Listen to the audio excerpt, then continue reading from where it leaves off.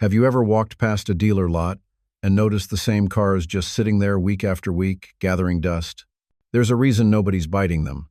Some of these rides are so far off the mark, they're practically unsellable in today's market. Hello everyone, this is Ted from CarlandTV. It's time to hop in the front seat because today, we're taking a closer look at the worst-selling cars in America right now and why folks like you and me just ain't buying them. Before I start, I would really appreciate it if you would push those buttons below. The subscribe button, the notification bell, all of them. This is not necessary, but those little clicks help a brother out. Plus, it pushes me to give you more valuable car-related content on your screen. Now, buckle up, and let's get back to the video. 1. Mazda MX-30. You know a car's in trouble when you ask a Mazda salesperson about it, and they just shake their head. The MX-30 was supposed to be Mazda's big leap into the EV world, but it launched with one massive red flag: a driving range of only 100 miles. In 2025, with Teslas, Hyundais, and even Chevys clearing 250 to 300 miles per charge, 100 miles isn't just short. It's unlivable for most folks outside a city grid. I drove it around LA traffic for a day, and by the time I made it back from the beach and a grocery run, I was already watching the battery sweat. Now, let's be fair. The MX-30 handles like a Mazda. Steering sharp, the ride is smooth, and the cabin's got that upscale, minimal vibe. But good luck convincing anyone to drop $35,000 for a car they're terrified to take out of town. Plus, it only charges at 50 kilowatt DC fast chargers, which means longer waiting times, while competitors are sipping 150 kilowatt or more. Add to that a tiny 5 kilowatt-hour battery, no all-wheel drive option, and the fact that Mazda quietly discontinued it in the US after 2023, and it becomes clear why this thing just never had a fighting chance. I've seen more sitting in back lots with spiderwebs than out on the road. Let's keep it rolling, because the next truck on this list had all the muscle but none of the market love. 2. Nissan Titan. I've always had a soft spot for big, brawny pickups, but even among truck lovers, the Nissan Titan barely gets a mention anymore, and when it does, it's usually followed by a sigh. I swung by a few Nissan dealers in the Midwest recently, and the Titans were just sitting there, lined up like unsold fireworks after the 4th of July. There's no mystery here. Buyers just aren't pulling the trigger. The Titan's 5.6-liter Endurance V8 puts down a solid 400 horsepower, and to be fair, it's a reliable workhorse. But in today's truck world, that's not enough. Ford's F-150 has gone hybrid. Ram's interior feels like a luxury SUV. Chevy's Silverado and GMC's Sierra are constantly updating their tech and features. Meanwhile, the Titan has been riding on basically the same bones since 2016. Nissan threw in a few updates here and there, but they weren't enough to compete. No diesel, no hybrid. No innovative trailering tech or mobile office setups. Just the same V8 and a 9-speed auto doing the same old song and dance. Then came the death blow. Nissan confirmed that the Titan is officially being discontinued after the 2024 model year. That killed resale value overnight. If you're a contractor or tradesman, that matters. You want something with dealer support and long-term viability. The Titan just doesn't bring that anymore. Buyers know it, and they're staying far away. Up next, let's talk about a car that still looks cool, but lives in a market that left it behind years ago. 3. Chrysler 300. Every time I slide behind the wheel of a Chrysler 300, I feel like I just walked onto the set of a 2010 rap video. Big body, bold grille, and that unmistakable rear-drive presence. It still has presence.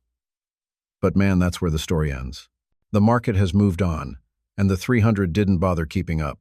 The 300 is riding on a platform that dates back to the mid-2000s, shared with the old Mercedes E-Class.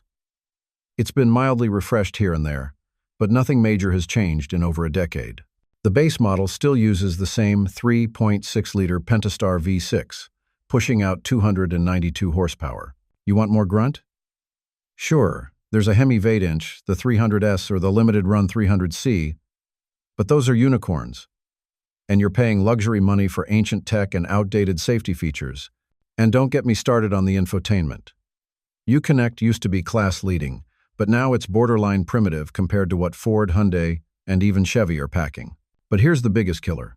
It's a full-size sedan in a world that only wants crossovers and trucks. FCA knows it too. They already pulled the plug on the 300 after the 2023 model year, with just a trickle of leftovers still floating around.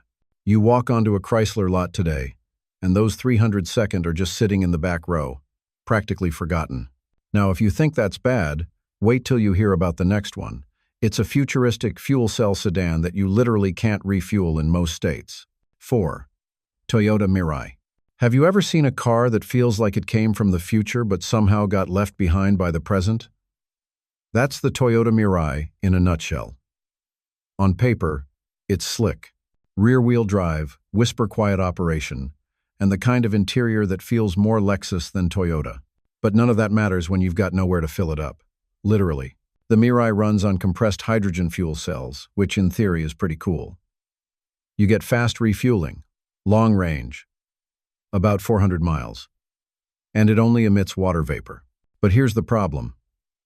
Outside of California, hydrogen stations are basically non-existent, and even in California, the infrastructure is falling apart. Stations are down for maintenance, hydrogen supply is spotty, and drivers often wait in line just to find out they're out of fuel.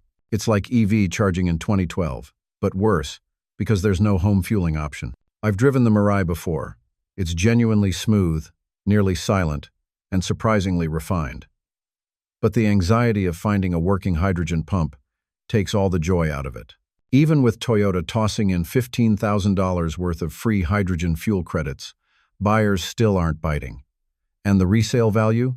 It's painful. Most used Mirai drop like a stone the minute you drive them off the lot. Toyota meant well, but the tech is way ahead of its time, and the infrastructure just isn't ready. Coming up next, we're diving into a car that used to be the go-to rental fleet king, but now can't even move off showroom floors. 5. Chevrolet Malibu. The Chevy Malibu used to be everywhere. Fleets loved it, Middle America bought it, and it was GM's answer to the Camry and Accord. But now, it's just hanging on by a thread while the rest of the segment packs it in or moves up market. I stopped by a Chevrolet dealer in Indiana recently, and there were 6 brand new Malibus lined up under the summer sun. No foot traffic, no interest, no movement. Let's lay it out. The current gen Malibu dropped in 2016, and it hasn't had a meaningful update since.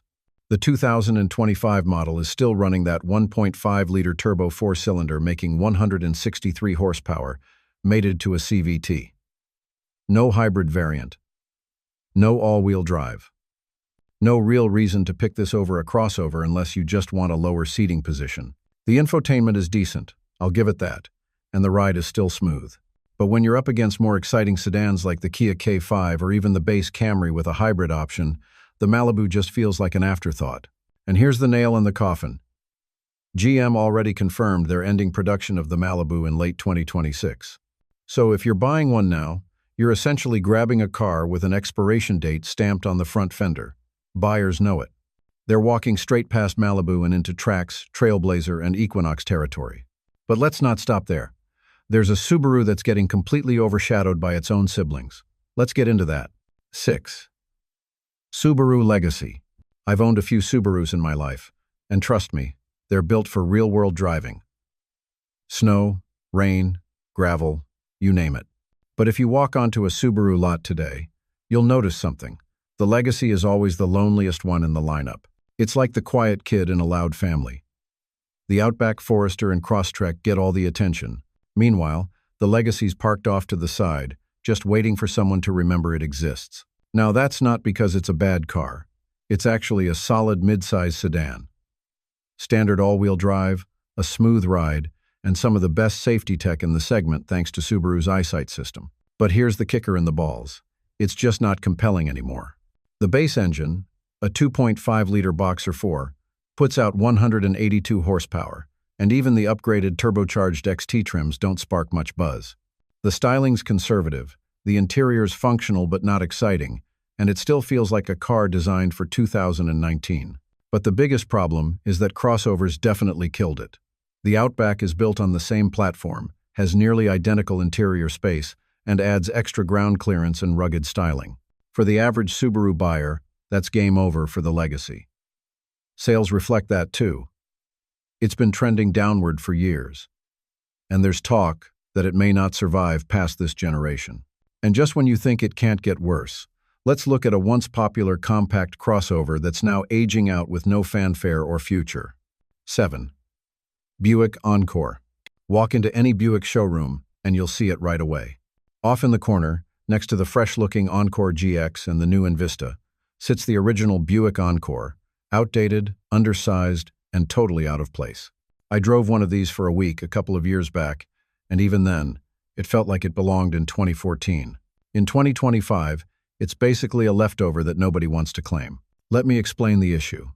The Encore was originally a rebadged Opel Mokka, brought over from Europe when GM still had stakes in Opel.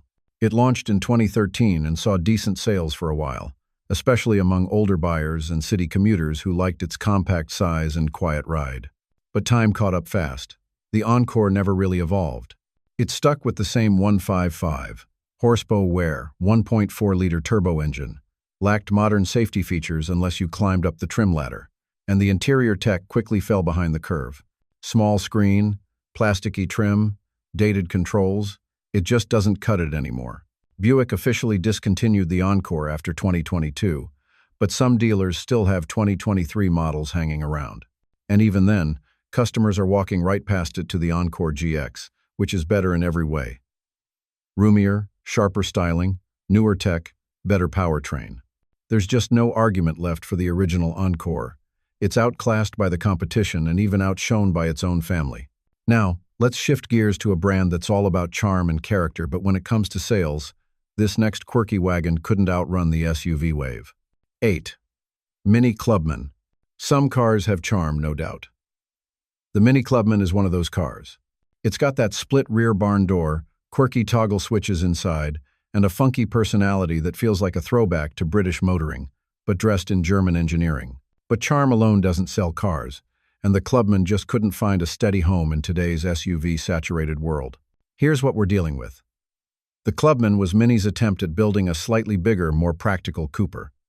It rode on a longer wheelbase, had legit rear seat space, and decent cargo room. You could even get it with all-wheel drive, and the John Cooper Works trim packed 301 horsepower, which is a rocket, honestly. But that version came with a price tag pushing $50,000. And now we're in compact luxury SUV territory. Most buyers just couldn't justify it. You're spending premium dollars for a wagon when you could get a Volvo XC40, BMW X1, or even an Audi Q3 for the same money, with better tech and utility. Then there's the rear doors. Cool in theory, but they open like a pantry cabinet and are terrible in tight parking spots. Add in mediocre fuel economy, a firm ride that gets old on daily commutes, and limited dealership service locations compared to mainstream brands, and it's no wonder Mini pulled the plug. Yep, the Clubman officially ends production after 2024. What's left on lots now are the final units, and they're moving slow.